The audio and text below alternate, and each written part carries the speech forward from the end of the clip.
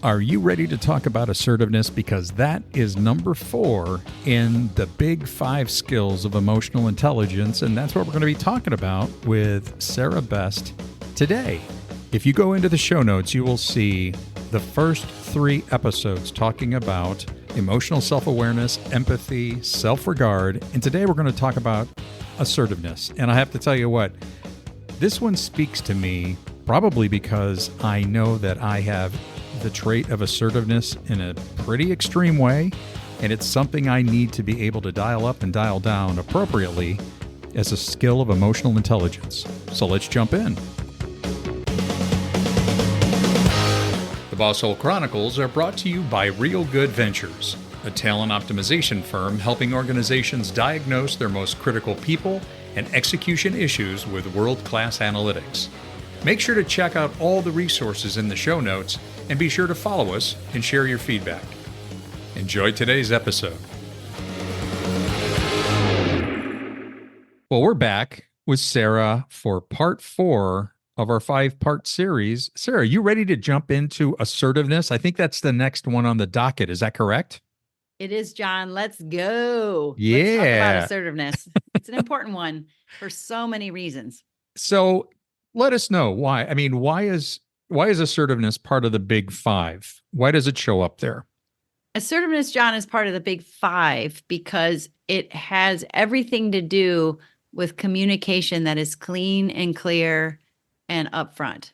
Okay. And I mean, in my own experience, and I'm sure you've had this experience too, John, when we're working with our clients, communication and the misperceptions and the bad experiences with communication are some of the chiefest complaints we get.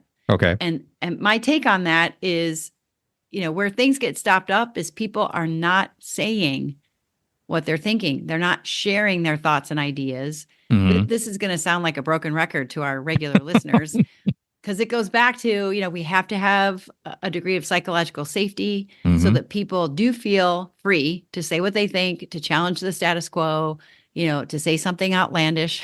Mm-hmm. But when you think about assertiveness, it's this unique balance of saying what you mean, meaning what you say, like not beating around the bush, Right. and not saying it mean.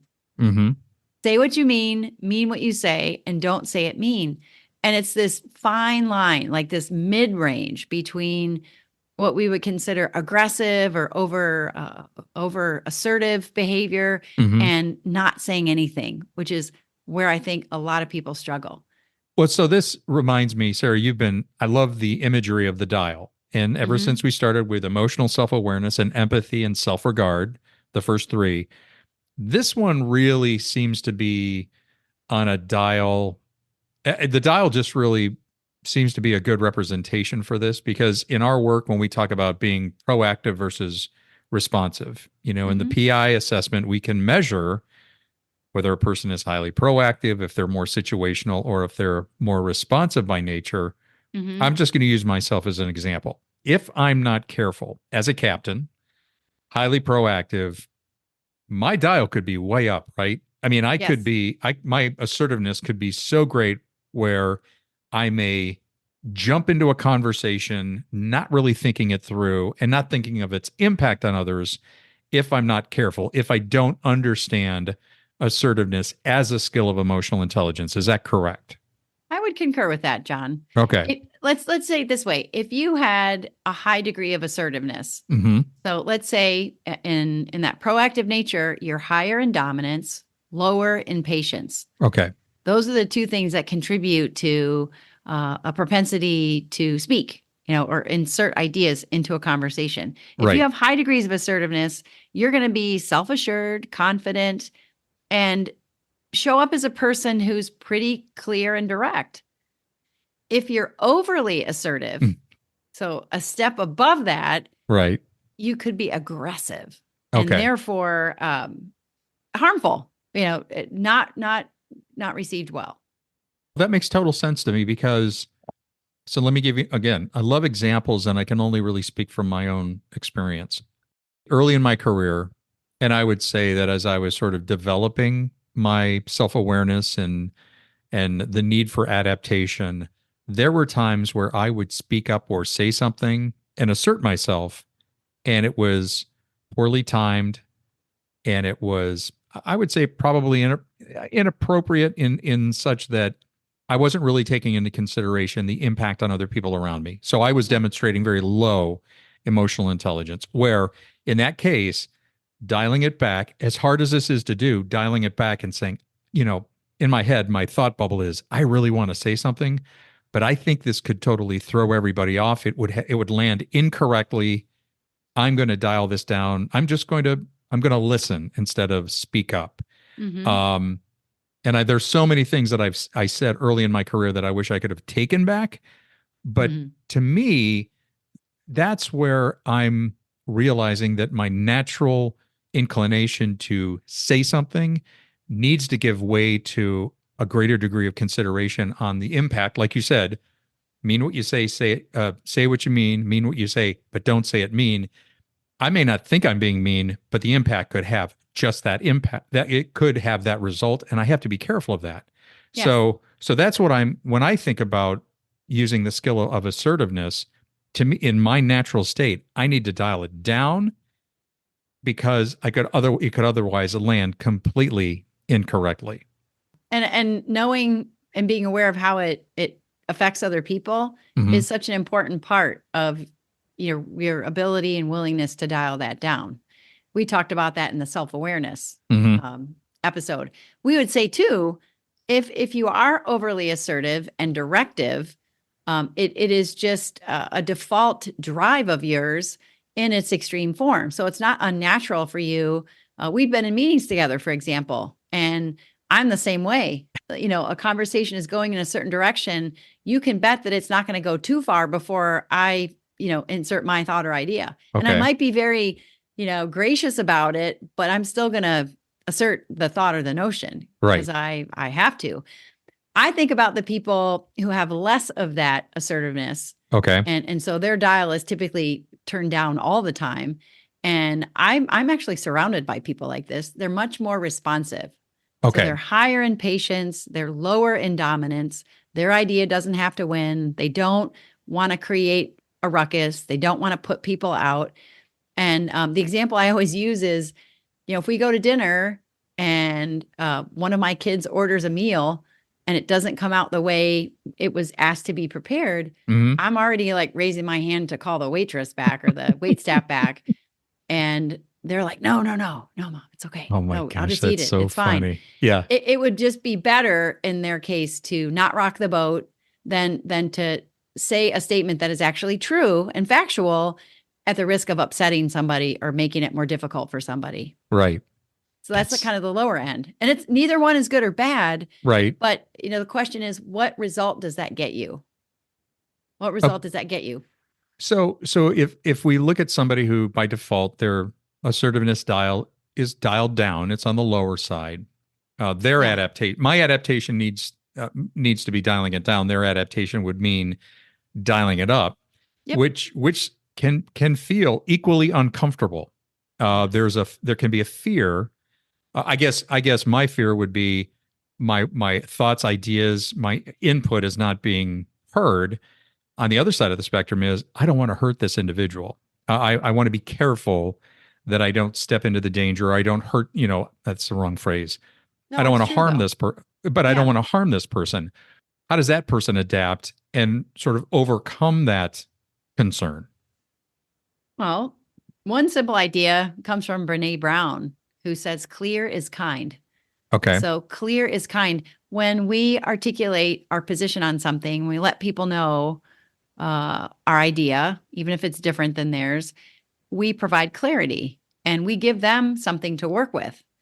So I think, one unique way to look at a lower assertiveness, the unproductive low assertiveness would be, who are you ripping off of good information and good ideas because you're too concerned that you might not say it right or that someone will take it poorly or that for all the reasons you mentioned too, John, people can look at somebody with low levels of assertiveness, they don't talk, and they could say, gosh, they really don't care. Right. So I think the idea is to believe You have to believe that what you are going to contribute adds value and that you're worth adding that value. Mm-hmm. And then you have to stretch. You have to stretch yourself. I don't know a whole lot about that, John, though, because I'm the opposite. And so are you. Yeah. We have to stretch the other way. Right. Like, so what if that's your idea? It doesn't have to win. You don't have to be heard every second. I think as a persuader, what's interesting is my dominance is high, but my extroversion is higher. Right. And I have noticed that when things happen that risk me looking bad, I can snipe really easily. Okay. So I have maybe unwritten expectations. And when they aren't met by a person's behavior or response, I sometimes get really sharp with my words, like a machete. Mm. And that's not good. That's the default and more aggressive end of assertiveness. And it's built out of lack of emotional awareness, like, not recognizing what's really going on. Going on around you. Well, so let's think about that. If you and I are not careful and we're in a room, I mean, we could suck the oxygen right out of a room pretty easily. Mhm. And at the same time, I know you and I both can get, if we're not aware of the circumstances, can get uncomfortable with that silence and Mhm. feel like, gosh, somebody please talk. Somebody say something. This silence is killing me. When in reality, dialing that down and leaving the space and leaving the room for somebody who may be naturally low in assertiveness to Yes. come forward. Yes. Because otherwise they'll be reticent. Yeah, that's not only a skill, John, but it's a choice. It's Oh, a conscious choice we can make to provide opportunity for others to shine, to share their thoughts and ideas, to trust that there might be a better idea out there, and to be okay with that. If I can take us in a different direction, sure. what I've come to notice inside a few of our client organizations is the idea of psychological safety and trust is really, really tied up into this idea of assertiveness. And Okay. it's very easy for a leader to say, why didn't you come to me? Why didn't you come to me and tell me this? And, right away, we identify there are two areas of challenge. One is that leader may not be aware that it's not safe for that person to come to them. Okay. That's one possibility. Mm-hmm. The other challenge is on the other side, this person is afraid it's too risky. So, safety aside, their comfortability, their making a mistake or looking bad to other people or making someone else feel bad prevents them. They just would prefer not to rock the boat. And it's not to say that if people would just speak up and speak their mind and be more assertive, that all our people problems and our relationship problems at work would go away. No, they wouldn't go away, but they'd be more clearly defined, I think, and there would be a greater opportunity to adjust and respond to information. Right. So I often think about it as the word ping. John, you've heard me use that ping. Oh, yeah. Assertiveness is that ping, like right in the middle where you're just speaking with integrity. Mm-hmm. And assertiveness doesn't mean that you can't show emotion, Mm-hmm. but it means that we're managing emotion in the experience of sharing our thoughts and ideas. And that's not easy to do. That's No. like having 5 controls in front of you and trying to manage all of them at the same time. Maybe for me, it's more like 10. Well, it's I'm sorry. Well, I'm thinking of the imagery of trying to land a 747 and never having piloted a plane. You've got so many things going on, and that's a stupid analogy, but it's just there's so many complex things happening at the same time. Yes. Sara, it's interesting as we've been going through this series on the big 5 skills of emotional intelligence. You've used the word choice a number of times. I think that's really critical. I don't want to step over that. So many of these things are based on a choice that one makes, correct? Yes. Yes. Yeah. I think, John, any intentional adaptation is a choice.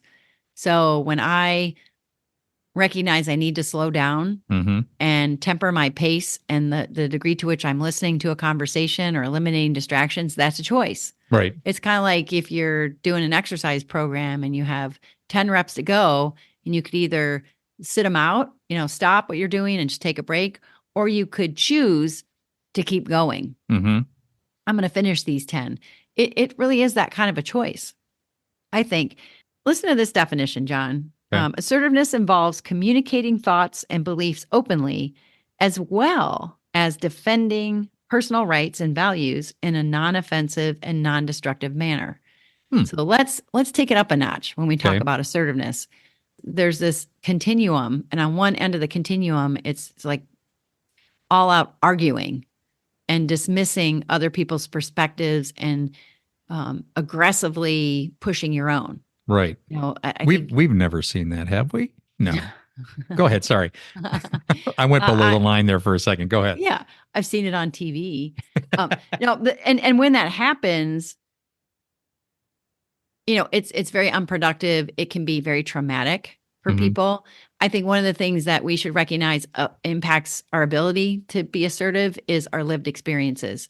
Oh, So, sure. what happened to you when you asserted yourself before? What if Mhm. there was never a safe person or a safe place to share your thoughts and ideas? And you learn that if you spoke up, your idea got stolen, somebody else took the credit, you didn't count, or they didn't really care. You're chastised for it or something like that. Yeah. Yeah.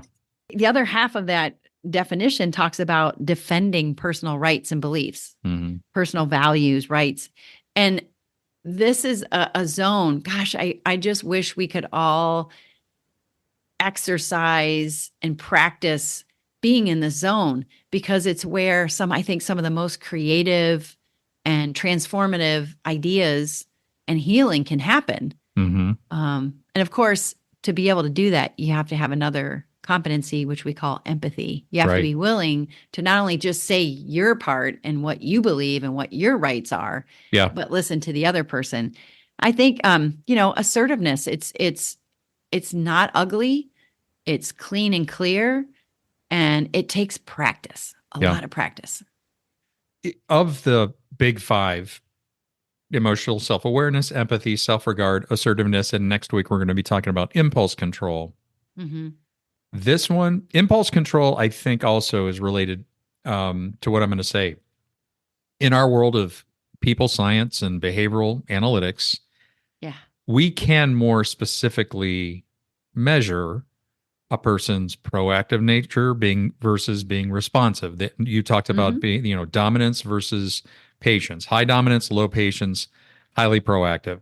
High patience, low dominance, more responsive by nature. This Mm-hmm. is where I think managers and supervisors can benefit the most from people data, because if I'm and I'm a captain, I'm using our nomenclature. I'm a Mm-hmm. captain. I'm highly proactive. If I'm not careful and monitor my assertiveness dial being mindful of it. If I'm not aware of that dial and I'm not self-aware and I'm adapting based on the circumstance, I could blow right over somebody, blow right through a circumstance and ruin it. And at the same time, because I have the data of my team, I can see those people who are lower in dominance and higher in patience and who tend to be more responsive by nature, a bit more reflective, Mm-hmm. introspective. I can be very intentional about realizing that in a meeting, I'm not going to force somebody to talk. Right. I want to create an atmosphere where people can feel safe to talk. And Yeah. at the same time, though, I realize that individual or certain individuals would prefer to sit down and talk one on one. But Yep. I want to use this objective data to be a better coach and developer of people, but also understand, I also help me to meet them where they are based on Mm-hmm. their wiring. And this is where I'm encouraging managers and supervisors. The analytics we use. We're happy to get you set up with predictive index, but I'll tell you what, there are other validated tools out there that will help you understand those people that may be naturally high in assertiveness and may need to dial it back, but those that Yes. may lower in it and may need a different forum or channel of communication so they can be heard. And Mm-hmm. that's how you elevate your capabilities as a manager. And I'm struck, John, with how simple the idea of assertiveness is. As it's the way we adjust our dominance. Yeah. Oh, People yeah. that are lower in dominance sometimes need to drive forward and be more decisive or more expressive or more communicative? Because if they don't, they run the risk of being misunderstood or Yeah. dismissed Yeah. or being deemed a person who doesn't care. If it's a person who's very high in dominance and naturally confident in their own ideas, and you and I have seen this lots of times, and you even said it yourself, these are the people that won't even let the idea come forward because they already said theirs. And Yeah. everybody knows, oh, yeah, that's the way we're going to go. Right. That's, this person drives that conversation. John, for our listeners, if you want to kind of check in on your own level of assertiveness, I'm going to ask a couple questions you can kind of reflect on Oh, and I think where like this you part. are. I like this part. Here we go. Yeah. Well, first of all, think about a time when you were assertive. Maybe you stood up for yourself. Maybe you shared an opinion that was differing from someone else's. Maybe if somebody asked you a question and you actually truthfully answered the question. Mhm. What helped you do that? On the other end of that, what about a time when you wanted to or wished you would have stood up for yourself and advocated for yourself Mm. or clarified something about yourself and you didn't? In that moment, the question is, what stopped me? What was the thought I had that prevented me or made it seem too risky to do that? How about, think of a time when you disagreed with somebody. And, disagreement first happens in our head. Mhm. We say things to ourselves like, that's stupid. Oh, hell no, I don't agree with that. But then sometimes we don't say it externally. We may exhibit, disagreement on our face or with our body language. But, if you did say something, what was the outcome? Yeah.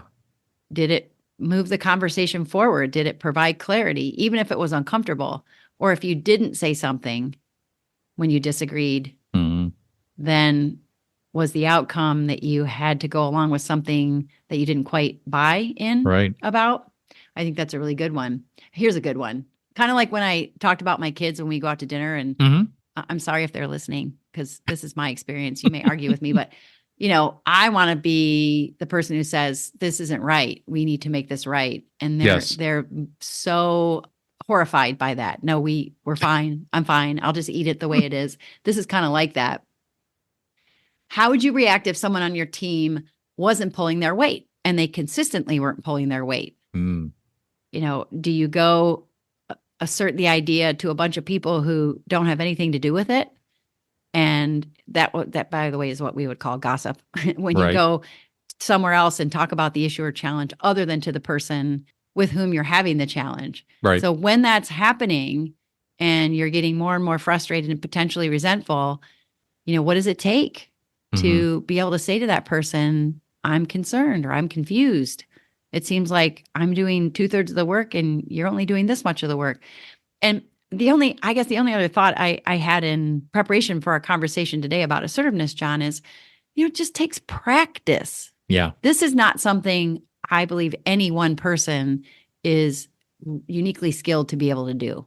Mhm. We can be modeled, we can have healthy assertiveness modeled by people in our life. And I've certainly had the benefit of that.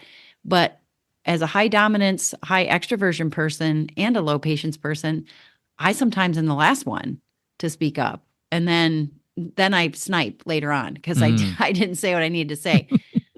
So much in here. And it's really an individual journey. It's an Mhm. individual reflection. And it is a dial that each of us has to become very well acquainted with and understand when to dial it up or down, given what is the desired result we want with people. Can I circle back really quick? I know we're wrapping up, but I Yeah. think this is really critical. I think you've hit on another gem here, and that is practice. Mm-hmm. Not only does it take like repetition and getting good at it, but literally, it's easy to be assertive if you're sharing good news or you're congratulating somebody and it's on the affirming side. But let's say you have to deliver or share harsh or difficult news. Yes. Well, for me, what I need to do, I can see this solution working in both cases. Yeah. Being naturally high in assertiveness, I literally, you've done that. You've helped me with this, Sarah. You've been a sounding board for me, both you and Karen, where I may say, listen, I've got to talk to so-and-so about this. Mm-hmm. This is how I'm going to approach it. Or this is what I'm thinking of how I'd like to present this to this individual. And both of you have been great in giving me, well, John, have you thought about it this way? Have you thought about it sharing it in this way or Mm-hmm. approaching it in a different way? It's like, wow, that's super helpful. To me, that's practice. To me, that's, I don't want to say rehearsing, but it's almost like curating the right message based on the individual so as not to do damage. Because if I'm not careful and I just go with my assertiveness, I may not be that considerate. Mm-hmm. So to me, that's kind of like practicing what you're going to say, even writing it down and being very thoughtful that way. On the other hand, for somebody with low assertiveness, Yeah, same kind of practice can apply. Just absolutely. bouncing it off a friend, bouncing it off a colleague. I have something very difficult to share with so-and-so. Can I confide in you to help me think about this? To me, I think that's warranted, especially when we have to deliver challenging or difficult news. Yeah. John, there's a little spin on that I'm thinking about. What's the that? person who's lower in assertiveness. Mm-hmm.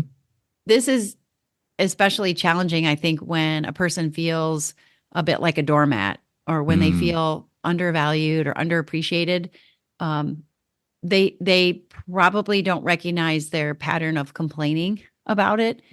And this has happened to me before, where I went down a path and I kept kind of saying the same story and communicating the same frustrations over and over. Yeah. And somebody really cool, like my mom would say, why didn't you say something? Or why don't you let them know? Yeah. There's that notion of we can help each other sometimes by calling out a pattern of complaint. Oh, okay. And challenge, you're telling me over and over again, this is a problem for you, yet you've never even told this person, right, this is a problem for you. And, for each person, then you kind of have to go into the experience of assessing the risk. Like for a lot of people, it seems very unsafe and very scary. They would rather just suffer through it. Yeah. But then they don't recognize how much they're making everyone else suffer too, because they keep telling the story over and over again. So this becomes a very critical skill. It is about integrity. It is about speaking your truth. I don't step easily over the idea that many people have spoken their truth and they've been punished or worse for it. Oh, sure. So recognizing that sometimes the threat is real. Oh, for sure. But in our day-to-day, it's just getting better at hitting right down the middle, saying what you mean, meaning what you say, and not saying it mean. And quite honestly, that's a gift. To give someone some feedback or share your thoughts lets them know where you stand, lets them know where they stand with you. And who wouldn't want to know that? For sure. Another good one, Sara. Wow, this has been a great series. By the way, go into the show notes because the first 3 are listed there. You can go back and listen to them all. We've had people doing that. I can see just in terms of the downloads that people are going back and taking these in order. That's awesome. So next week, impulse control, right? Yeah. Yeah. Get this ready. Is tough. For our regular listeners that are so gracious to tune in each week, I would say as pre-work for the impulse control podcast episode, you should go Google the marshmallow test. Oh yeah. Okay. Yep. Just Google marshmallow test and go to videos. You're going to see, I don't even know how many thousands of hits, but there are some really dynamic and interesting, cute little videos that you can watch that gives you a sense right out of the chute of why impulse control becomes really, really important. So we will unpack that next week. Sounds good. Thanks, Sara. Yep. See you next time. We'd like to thank our guest today on the Boss Hole Chronicles. And if you have a Boss Hole Chronicles story of your own, please email us at mystory@thebossholechronicles.com. Once again, mystory@thebossholechronicles.com. We'll see you again soon.